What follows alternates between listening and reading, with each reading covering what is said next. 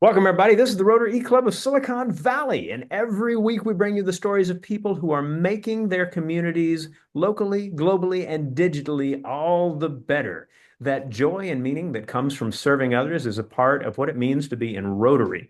Rotary International, which you can find at Rotary, Rotary.org, is a group of about 1,200,000 or something in there, people around the planet, 36,000 clubs who like to get together and just figure out ways to just improve the lives of others. Not a bad thing to do, good way to spend your time.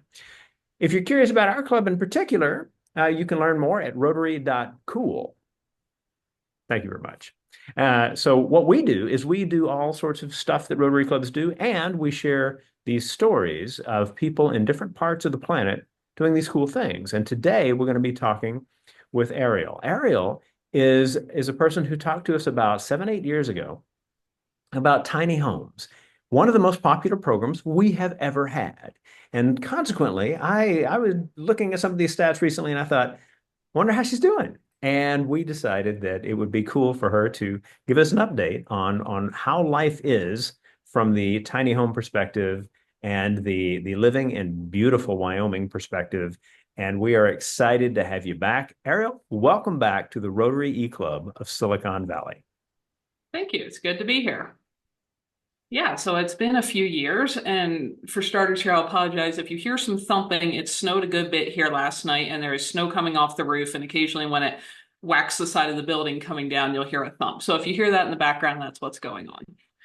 So since I last talked to everybody here, I have had a lot of changes in life, actually. I continued to live in my same tiny house on wheels for I forget how many years since I talked to you, but I was in there full time for almost 9 years.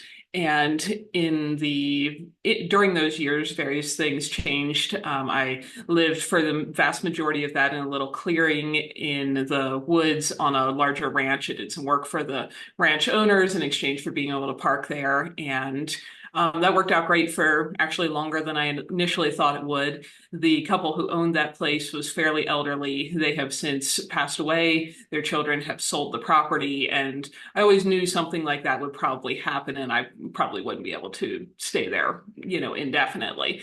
So over the years, I'd worked on making some plans to have a place to go when that situation ended. And I think when I'd last talked to your club, I'd recently purchased a piece of property in Idaho rather than Wyoming. That is not where I am now. Before moving to that, my husband and I got married, and we decided we wanted to live in a little different spot. So we ended up selling that property and we bought another place. You sure that's working? Perfect. Okay, so that fairly barren looking place is the property we bought. I got a lot of comments from followers and stuff when we first moved here. Why did you move somewhere so ugly? Because it doesn't quite have the charm of the little clearing in the woods, which I like. We are gradually planting trees around it and going to try to get it back to looking a little bit like that. Trees grow very slowly in Wyoming. We have short summers, long winters, and a pretty tough climate. But anyway, this is what it looked like right after we mowed down all the grass and weeds the day we bought it. We do have a pretty spectacular mountain view. You can't really see that when they're covered by clouds, but it actually can be a beautiful place and has gotten prettier over time. So anyway, this is what we started with. It's kind of fun. You can see part of the collection of garbage and stuff that was cleaned up, old fence half buried in the dirt and so on. All this went off to metal recycling. I think it was something like 1,700 pounds. And we started planting little trees, as you can see, and little bushes. And so this was a pretty big project. We fenced the place. Wyoming is a free range state. That means if you don't want somebody's cows in your garden or in your yard or on your porch, it's your job to have a fence to keep them out versus the farmer fencing them in. You can see we moved the tiny house in to the kind of the one end of the property. It continues to snow here, just like my other place. And go back one photo there. Moved in there, you can see the hoops in the foreground. That is from my garden. I moved my whole same garden setup from the clearing. I had some raised beds made out of hardware cloth underneath and cement blocks for the sides because that's what I ended up with to stop the pocket gophers, which can be prolific in our area from eating every single veggie I was trying to grow. If you've ever watched Caddyshack, pocket gophers work exactly like that. They burrow along from underneath, they come up and grab things. They don't even come above the ground, and they yank the whole plant down into the soil and disappear it. Very, very frustrating when you're trying to grow food. So anyway, packed up all those cement blocks, everything, rebuilt the garden beds at this place and started, doing the same things I was in the clearing, growing as much food as we could and so on. And it progressed from there. Then we put up the shop building that I'm sitting inside of at the moment, and got a crew to put up just a steel shell. Due to our time limitations, can't do everything. And then work to, finish out some rooms inside of it. That is what the room looks like that I'm sitting in at the moment. We got a bunch of secondhand and mostly free furniture. I don't think a single item in there is new. Hung some kitchen cabinets that were secondhand when somebody else remodeled a kitchen. And we still live pretty much, we do have power into the shop, grid power. The tiny house is still fully on its same little solar system, which I believe every component of is now past its expected usable lifespan, but it is still working. I've tried my best to take good care of the batteries and such in there. And anyway, this is a temporary setup in the end of the shop. I'm not sure what this space will go back to being once we move into the house, hopefully in a year or so. But that's where we're kind of camping at the moment. And anyway, everything in here and in the house when we get it done will continue to work pretty much in the same off-grid ways. Though we do have some power that we can use for conveniences.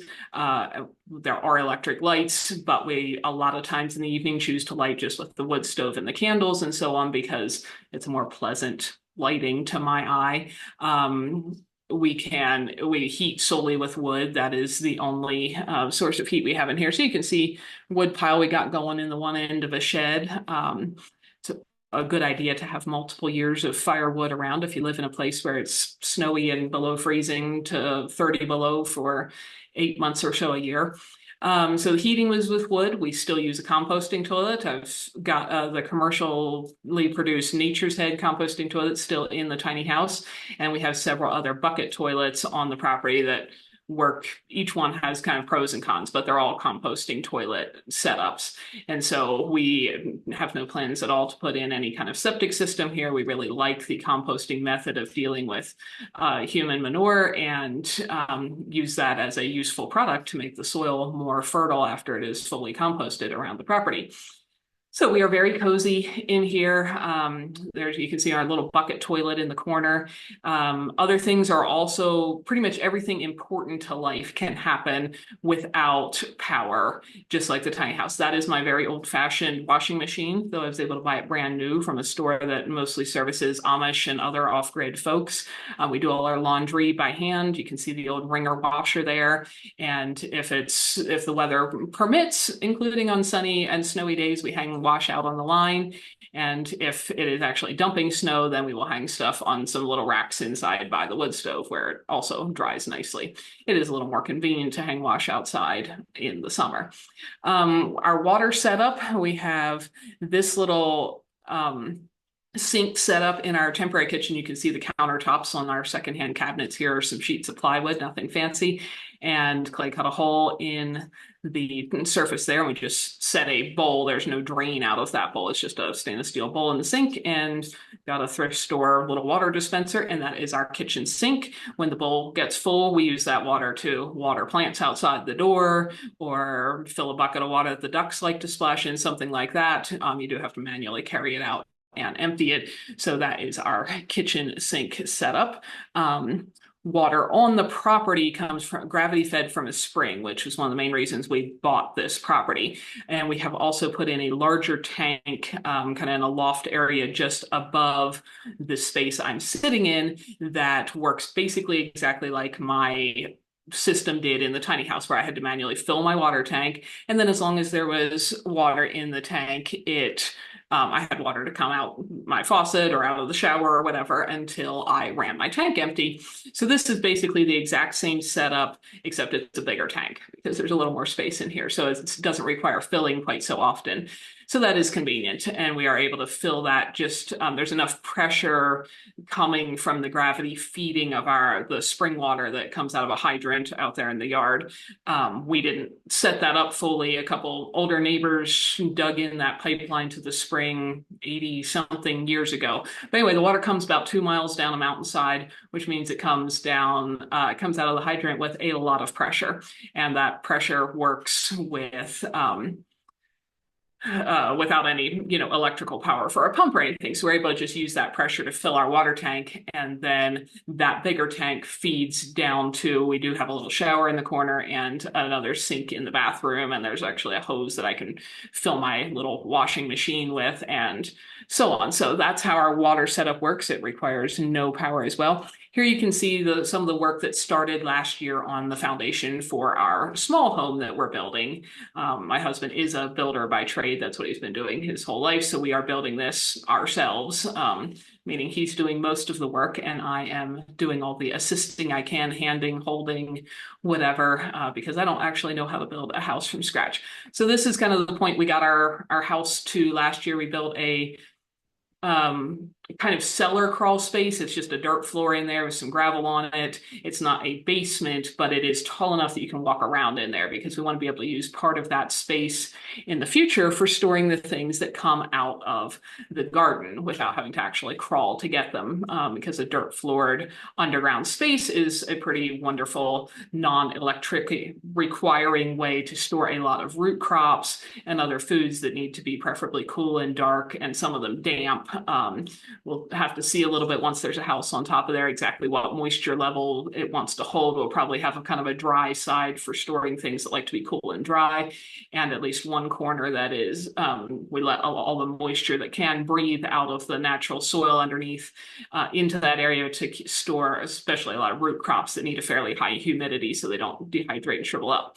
Anyway, I've continued, like I said, to do a lot of gardening, which I did in the clearing. This is something I've loved my whole life. You can kind of see what the beds look like. They are all bare. We do get frosts and freezes and snows all summer long. That was last June. So what you see here with the hoops and the little white claws is I have, and they're on most of the beds.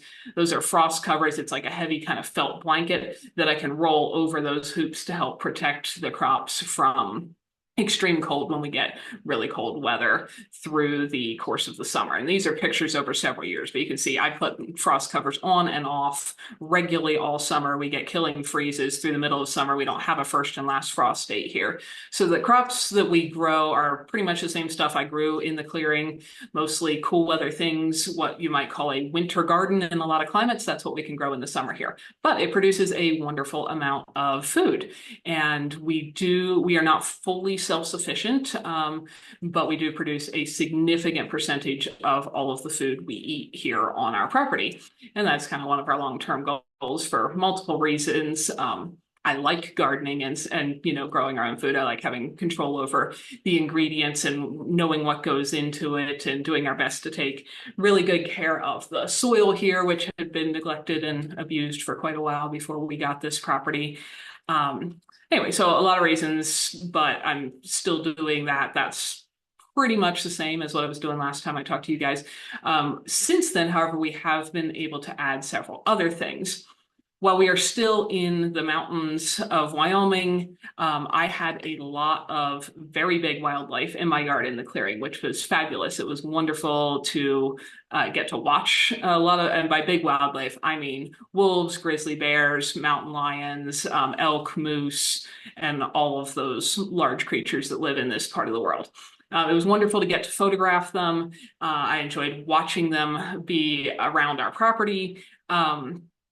Those also create complications, as you can maybe imagine, for producing some other things. So even in the clearing, I had the garden fenced so that they wouldn't eat every single veggie I was trying to grow.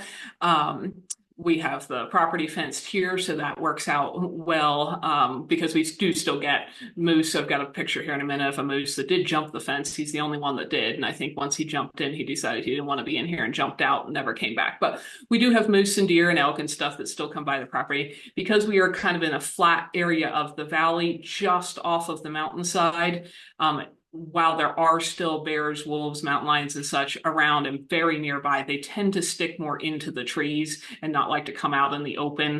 There's just not enough cover for them to be comfortable. So while we could get any one of those in our yard, still we don't tend to. And so that allows us to grow some more berry bushes. We've been working on planting fruit trees and berry bushes of various kinds that can survive around here. We get fairly decent strawberry harvests, as you can see now, and most of the other things are still growing because they were started as little 6-inch or 12-inch shoots of, a baby tree or baby bush, and so that takes quite a while in our climate to grow up. I still like to preserve food. I do a lot of canning, freezing, fermenting, dehydrating. We grow sprouts all winter long indoors. I've got 5 different jars of sprouts going on the windowsill over there right at the moment. That's a way to grow fresh greens even when it's snowing outside. And we continue to add new places to grow things like these planters we added last year. This is the south-facing outside wall of the shop building that I'm in right now, and it collects a lot of heat for our area because of the dark gray metal, the gravel lane in front of it, and so it kind of is a heat sink, and let me grow some pretty spectacular flowers and veggies and herbs and so on that I could not normally grow just out in the open here. That's what those planters look like at the moment. They're covered in snow. All right. And so, and Ariel, if you'll click stop sharing for just a minute, what we'll do is we'll then go to that. We can do that. Got it. So such cool things that you were talking about, and exciting to see like the incredible visuals along with it as well. Your photography skills are coming through in wonderful ways. Speaking of visuals, I want you to be able to see the folks that we've got on the recording today. So when I call your name, please wave at the screen. From our club in Houston, Texas is Rory, and from Eastern Italy is Cecilia. We have with us from our district, Herb Ritter, our district governor-elect. From Rotary International, Nick and Angela, both in the Phoenix area. My name is Rushton. I'm in the San Francisco Bay Area as well. And Ariel, in terms of starting the questions, what we could do is switch back to let the pictures go. That way, if they generate a couple of questions, we can do that. But Okay. we'll start with this. Professionally, there's a number of things you do. So you are a photographer, but you also are a successful YouTuber. I was checking the numbers this morning, and I think your channel has had somewhere north of 13.5 million views on all of the videos that you have posted. What are the things that you do professionally to fund your very cool lifestyle? So that does provide some income. I had no idea how any of that worked when I first made a video. I'd started out writing a blog when I very first moved into my tiny house because the concept of tiny houses on wheels was fairly new at the time. There wasn't a lot of info on anyone living in one in a very cold climate. So figuring out how to keep some things from freezing up and so on, I just couldn't find answers to. And I thought, well, if I'm going to learn this by trial and error, I may as well at least write it down so it can help somebody else in the future. And then there was a few things that I figured were easier to show, like with a moving picture versus a still shot. And video was, I'd been taking photos for many years. Video was not a world I was at all familiar with. And I knew that there was this site called YouTube where you could upload videos because they're bigger, they take a lot more space to do things with than still photos. Anyway, I had no clue that there was like YouTube channels that you could earn any income. I didn't know any of that at the time. So I just started doing that and it kind of grew and it's a little crazy. So anyway, I'm still doing that. Lots more people watch videos than read words written down. So more people learn info that way these days, I suppose. Anyway, so I do still do a lot of photography. I also do some sales of, prints of especially wildlife. That tends to be mostly what people buy. And I also, our main goal, and this was true when I lived in the tiny house and with what we're doing now, is there's kind of 2 ways you can be independent and have a lot of your time free to do things you want. And it's either have a lot of money or earn a lot of money or have very, very low expenses. And I decided the easiest way to do that was to just have very low expenses. So doing all the stuff ourselves takes a lot of time. Gardening, picking things, canning them, taking care of animals, so on. That all takes a considerable amount of time. But I'm able to produce so much of what we need here that I need to spend very little time working for other people to have money to pay somebody to do something for me. We have almost no utility bills because there's no water bill. The amount of electricity we use adds up to like $30 to $40 a month. And so that's kind of a luxury that runs some lights and some freezers, and we could live without that. So we've just really worked to bring all of our expenses as low as possible so that we can have the time to do all the things that are providing for those needs.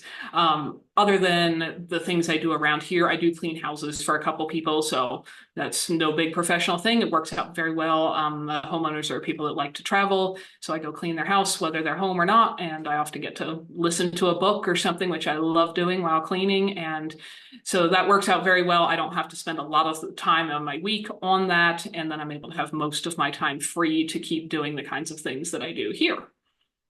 Nice. So lots of questions to kind of ask for sure. You mentioned the well water, and Herb's also curious about like, are you exploring the use of solar at all for how you handle your electrical needs? We have talked about that. My tiny house is still fully on solar, so I have experience with running that for over a decade now. I like the independence of it. I like in my clearing, there was no real option for doing anything else. If you wanted any electricity, it was several $1 million worth of line running away from connecting to any grid. So that obviously wasn't going to happen.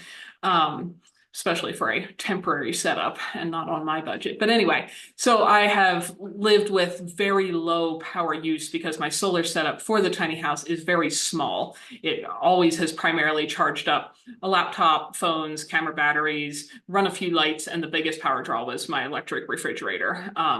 And basically, we're still living the same way, even though some of that power now in the shop here is coming from the grid. We have talked about putting in a small solar setup for the house once it's done. I'm not sure where we'll end up with that. It'll depend on, I don't know, just what we decide. We're kind of building as we go and figuring out as we go. I like the independence of being free of the grid. It won't ever make financial sense here. We happen to live in an area where power rates are fairly low, so I would never pay for the components by the electricity saved, especially with our overall low use, before they would wear out. So there's definitely no financial reason to do it.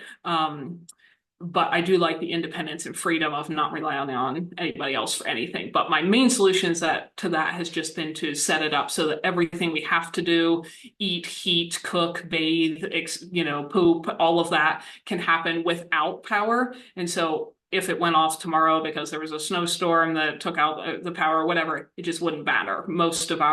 We do a puzzle or read a book instead of watch a movie in the evening, and our life wouldn't change that much. To what extent is hot water like something that you factor into how you live? So this was one of the questions that came through the chat.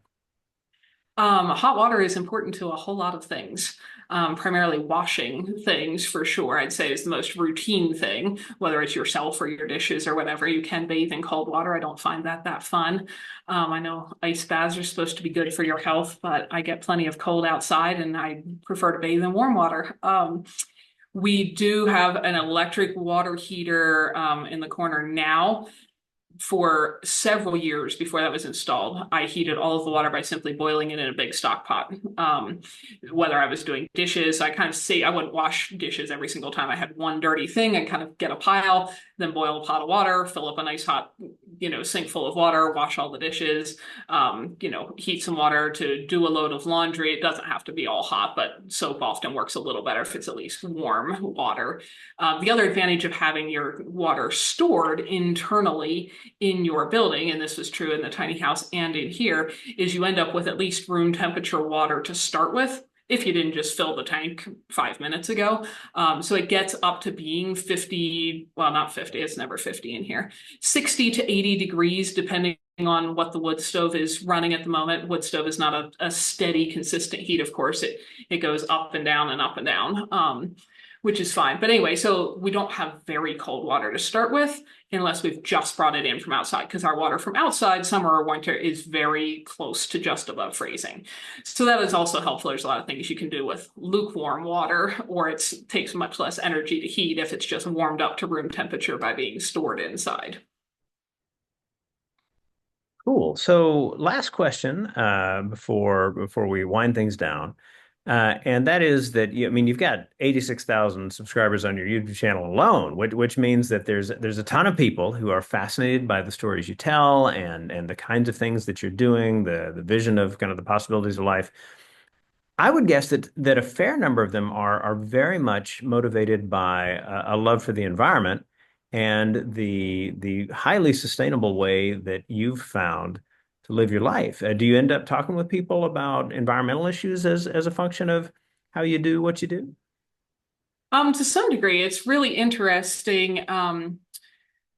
There is, of course, I'm a very big believer in everyone should try very hard to take care of their own, whatever amount of soil, air, water you are able to influence on your property, your yard, etc. And if everyone did that, I think the world would be a pretty awesome place. I find it fascinating to continue to learn more about taking really good care of soil and how that makes very healthy plants, which makes very healthy animals that exist on those plants and all of that.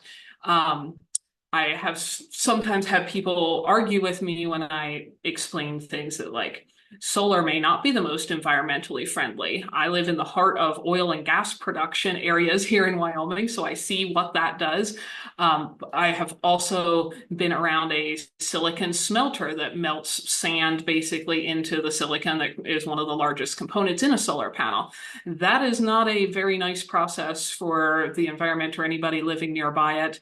And unfortunately, no one's figured out any good way yet to recycle solar panels when they wear out, wind turbines. There's a good bit of wind generated power in Wyoming. It can be a windy state, not so much in our corner in the mountains. Their current best use for that is to use broken wind turbines to fill holes left by mining coal, because they figured out nothing else useful to do with the material once it's worn out, which I find unfortunate, because I could see a lot of these things working really great to keep everything greener and cleaner and so on.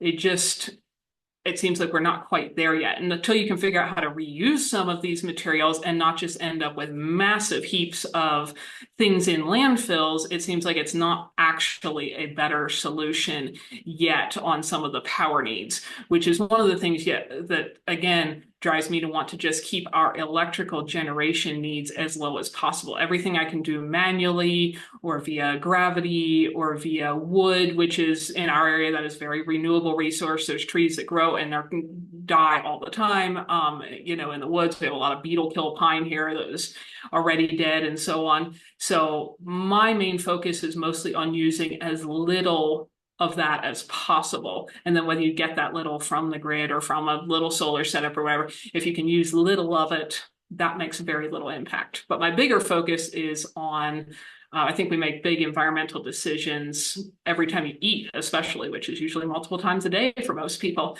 and how that food is raised, how it is cared for, how the land, water, and air around it is affected. I think that is one of the huge impacts people can make. And one of the reasons I really try to encourage people to either access the food from people raising it that way, or preferably grow anything that they can themselves, whether they have land for a garden or just be able to grow sprouts in their windowsill if they've got no other space. But to do whatever you can to produce as much food as you can yourself, it'll taste better, it'll be less expensive, it'll be better for you, and it'll probably help everything else too. Wonderful. And again, thank you so much for all of the pictures. I love the complexity that you bring to these discussions, and especially through your lived experience. That's very, very cool. We'll wind things down so that we can put this in motion in terms of processing the video, getting it on our YouTube channel, and into our podcast channels as well. We want to thank everybody who has taken time to just kind of see the stories that we get to share, that opportunity that we have to be able to say, hey, there are a lot of cool ways to help your communities. There's a lot of cool ways to make the world a better place. And the more stories you get to hear, the more inspired you might be to find a way to make that happen in your community. If you're looking for people to do that with, you might look up Rotary. There are clubs and communities all over the world, and we love that opportunity to get together and share ideas on that front.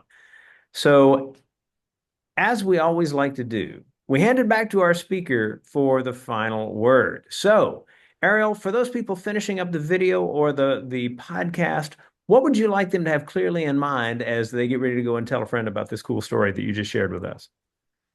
I think the main thing that I would encourage people is to think about what your goals are in life. And this is what I thought when I, chose to move into a tiny house, and what I've thought when I've now moved out of my tiny house and so on. Think about what your real goals in life are. And they're probably not all the same ones as mine by any means for anybody else. But if you know what they are, then figure out what kind of housing situation actually fits that. Through my channel and so on, I get a lot of comments from people that make me kind of sad. They're often people older than me who say things like, I wish I had known I could have done something different. I wish I'd made different choices. I wish I'd known there was other possibilities.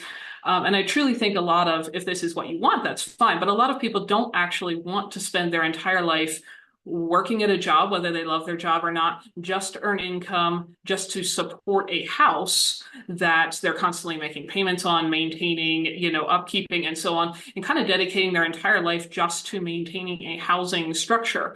Now, if that's what's really important to you, that's great. But what I've really tried to do is there are other things that are more important to me. And so I want my house to give me a place where I can be safe and warm and dry and, sleep out of the weather and eat a meal and so on. But I also want that to take as little of my time and energy and resources as possible so that I can do other things I care about within my life. And for a while, a tiny house on wheels was the most practical choice for that. If my available options. Now that we're on our own ground, it makes a little more sense to build something attached to the ground. And we're trying to make that as efficient and set up to be able to age in place in and so on as possible. But whatever your choices are, I would just really encourage people to think about what do you, if you were on your deathbed and you're 100 years old, what are you going to think? I wish I had done that in my life. And then you can't always make all your wishes come true tomorrow. This has taken me many, many years of work to get here. But what housing choices and such would best support actually doing those things that are important to you, so that at some point you're not writing a letter to somebody like me saying, I wish I'd lived my life differently and now it's too late. My life is nearly over. That's what I'd really encourage people to think about. And there are so many options for housing, whether you're renting or buying or living in a place that's bigger or smaller or more mobile or not mobile or whatever. But just figure out what your goals in life are and then try to make the rest of your life fit that so that you can accomplish those goals in life. Wonderful. Thank you. And thank everyone for watching this video or listening to this podcast. And we will see you next week.